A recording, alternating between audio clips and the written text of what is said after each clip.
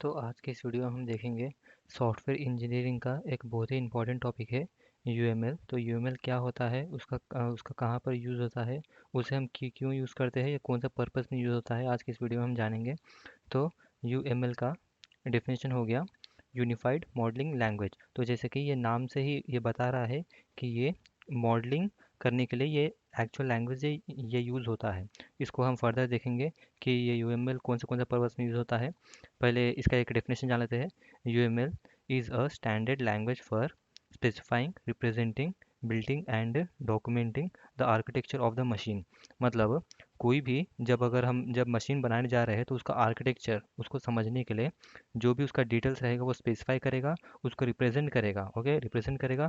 और उसमें से ऐसे कौन से ब्लॉक्स हो रहे हैं उसमें, उसको कैसे बनाते हैं, उसका डॉक्यूमेंट्री क्या है, वो सब हम समझते हैं बाय यूजिंग ये यूएमएल। तो अब इसको ये एक्चुअली मेन पर्पस क्या है, इसको हम कहाँ पे यूज़ करते हैं, एक बार मैं समझाता हूँ।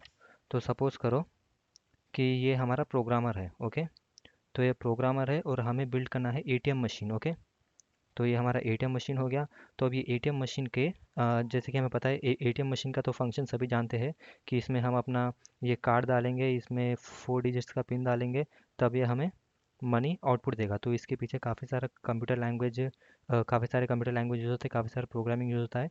तो ये तो हम एज अ प्रोग्रामर हम ये सारे कॉन्सेप्ट को समझ सकते हैं। पर जो नॉन प्रोग्रामर है, अभी सपोज ये है, ये हमारा नॉन टेक्निकल बैकग्राउंड से है, ये हमारा प्रोग्रामर नहीं है। ओके,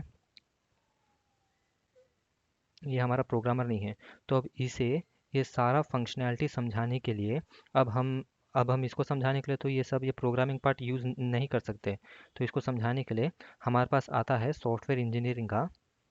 ओके, सॉफ्टवेयर इंजीनियरिंग का एक बहुत ही इंपॉर्टेंट टॉपिक है क्या, यूएमएल, यूनिफाइड मॉडलिंग लैंग्वेज। तो ये लैंग्वेज क्या करता है, ये जो जो भी मशीन में जो भी एक्टिविटीज़ हो रहे होंगे वो सारे एक्टिविटीज़ को एक डायग्राम के थ्रू, जो भी उसका ब्लॉक्स रहेगा उसमें के ऑब्जेक्ट्स से एलिमेंट्स, उसका क्लासेस क्या है, इंटरफेस क्या है, वो सारे हम इस यूएमएल के द्वारा समझ पाएंगे। अभी सपोज़ ये कुछ ऐसे रिप्रेजेंट हो जाएगा, ये एटीएम हो गया। ये एटीएम में कुछ हम ऐसे एट्रीब्यूट दे देंगे कि हमें बैलेंस चेक करना है, या फिर मनी विड्रॉल करना है, या फिर और कुछ अदर पर्पस उसका पिन वेरिफिकेशन, पिन चेंज जो भी होता है ऐसे।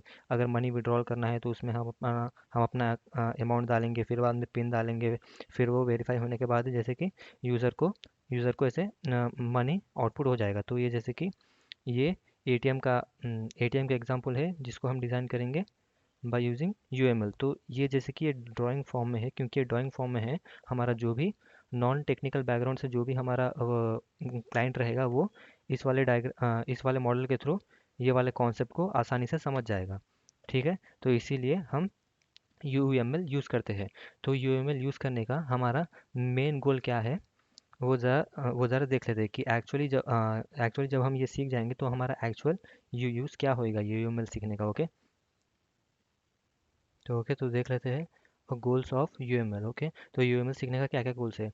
To give more consistent methodology that will be easily to use. Okay, तो फिर वही जैसे कि इस वाले मशीन का एग्जांपल ले लेते हैं।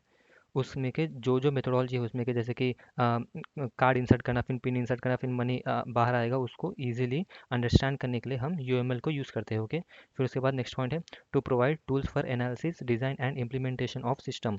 वो सिस्टम बनाने के लिए उसमें उसको हम कैसे एनालाइज कर रहे हैं, ताकि जो भी हमारा यूज़र आएगा वो कार्ड डालेगा, क्या करेगा, उसको हम डिज़ाइन करेंगे, उसमें उसमें क्या क्या चीज़ हम इम्प्लीमेंट करना चाहते हैं कि उसको उसको मनी उसके हाथ में आने के बाद उसको कोई स्लिप आए, या फिर उसको ओटीपी आए, या फिर जो भी मैसेज आए कि ऐसा जो भी इम्प्लीमेंटेशन रहेगा वो हम यूएमएल के थ्रू कर सकते हैं। ओके, तो ये जैसे कि ये बेसिक होता है, ये जो भी हमारा फाइनल मशीन कंस्ट्रक्शन होता है उसके पहले उसका लॉजिकली रिप्रेजेंटेशन के लिए हम यूएमएल यूज़ करते होंगे। फिर उसके बाद to represent overall architecture of system. Okay, हमारा सिस्टम का जो भी आर्किटेक्चर रहेगा वो हम इसके थ्रू समझ सकते हैं। फिर उसके बाद to make it possible to construct source code directly from UML diagram. Okay, तो यहाँ पर जैसे कि इस वाले पॉइंट पे ध्यान दें, ये टू कंस्ट्रक्ट सोर्स कोड, मतलब जो भी हमारा जो प्रोग्रामर से सोर्स कोड बनाते हैं वो नहीं, वो डायरेक्टली सोर्स कोड को जो भी नॉन टेक्निकल पर्सन रहेगा उसको समझाने के लिए हम डायरेक्टली यूएमएल डायग्राम यूज़ करते हैं। ओके, यही मतलब है इसका।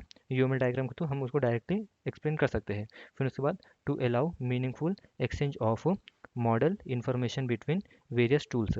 अभी जैसे कि मैं बोला उसमें उसमें एक रहेगा जैसे कि उसको बैलेंस चेक करना रहेगा हमारे जो भी हमारा क्लाइंट रहेगा एक को बैलेंस चेक करना रहेगा, एक को मनी विड्रॉल करना रहेगा, एक को जैसे कि उसमें का पिन चेंज करना रहेगा।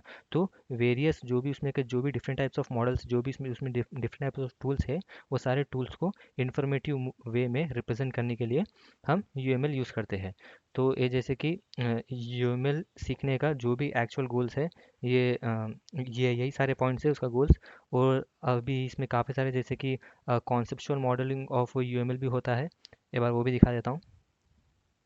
तो ये है हमारा कॉन्सेप्चुअल मॉडल ऑफ यूएमएल, मतलब जो भी हमारा यूनिफाइड मॉडलिंग लैंग्वेज है उसको बनाने के लिए कौन से कॉन्सेप्ट मतलब कौन से कॉन्सेप्ट में यूज़ होते हैं। तो जैसे कि ये पूरा बेस्ड होता है हमारे कुछ इस तरह से दिखने वाले डायग्राम पे। ओके, ये जो भी हमारा कॉन्सेप्ट बनेगा वो कुछ इस तरह से दिखेगा। जैसे कि कार हो गया, कार हमारा एक पार्ट रहेगा। व्हीकल का भी है, व्हीकल में जैसे कि यहाँ से ऐसा बाइक भी आ सकता है, लॉरी आ सकता है, ट्रक, मतलब जो भी सारे व्हीकल्स है वो सारे इसके पार्ट्स है। फिर ये कार, कार में जैसे कि ये टायर हो गया, टायर एक हिस्सा हो गया, जो कि 4 टायर्स इन वो 1 कार। ओके, ये इस तरह सा कुछ मैसेज कर रहा है। अभी मैं सपोज इधर ये मोटरसाइकिल ले रहा हूँ, तो फिर यहाँ पे मोटरसाइकिल 1 उसमें 2 टायर्स आएगा, कुछ इस तरह से जैसे कि इसका रिप्रेजेंटेशन होता है। तो जैसे कि इसमें समझ लेते हैं कि जो बेसिक उसका ब्लॉक बिल्डिंग रहेगा, वो ब्लॉक बिल्डिंग हम कैसे करते हैं। इसमें मेजरली 3 टाइप्स होते हैं। पहला थिंग्स, फिर उसके बाद रिलेशनशिप, फिर उसके बाद डायग्राम। मतलब हम समझते हैं कि जो भी यूएमएल हम कंस्ट्रक्ट करेंगे उसका उसमें उसमें पहले पहले वो कौन सा कंपोनेंट, कौन से एलिमेंट्स हम उसमें यूज़ कर रहे हैं, उसको थिंग्स कहते हैं। फिर उसके बाद में एक ऑब्जेक्ट और दूसरे ऑब्जेक्ट के बीच में क्या क्या डिफरेंस है। ओके, वो हम इसके थ्रू समझेंगे कि उसके बीच में रिलेशन क्या है। फिर उसको डायग्राम्स के पार्ट में भी डिवाइडेड है। तो ये जान लेते हैं थिंग्स में क्या क्या होता है। इसको ये फर्दर ये हर एक टॉपिक को हम डिटेल में समझेंगे बाद इसके नेक्स्ट वीडियोस में। तो पहले थिंग्स पे आ जाते हैं। थिंग्स में आ जाता है स्ट्रक्चर, फिर उसके बाद बिहेवियर, फिर उसके बाद ग्रुपिंग, एनोटेशंस। रिलेशनशिप्स में आ जाता है एसोसिएशन, डिपेंडेंसी, जनरलाइजेशन और रियलाइजेशन।